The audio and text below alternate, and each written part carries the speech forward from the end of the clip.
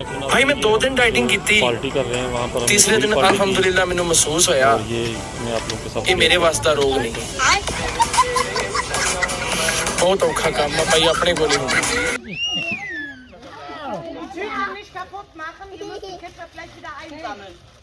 अस्सलाम वालेकुम रहमतुल्लाह। आज हम इधर अपनी फर्म के साथ खेल आए, ग्रिल पार्टी की। उसके बाद फिर हम लोगों ने ग्रिल पार्टी के बाद खेले यहाँ पर गल्फ। और अस्सलाम वालेकुम रहमतुल्लाह। ये हमने पहली दफ़ा ये खेल खेली, लेकिन फिर भी अंदाजे से कोशिश किया और अच्छा हुआ। बहुत मज़ा आ रहा है इधर। ये हमारी पूरी कंपनी के जो लोग हैं, जो माइंस में 5-6 फर्मा है, सारे इधर आए हुए हैं और बहुत मज़े से खेल रहे हैं और बहुत एंजॉय कर रहे हैं। तो अपने दुआओं में याद रखें। ओके जी, साहब। अच्छा, रेडी रेडी रेडी 3, 2, 1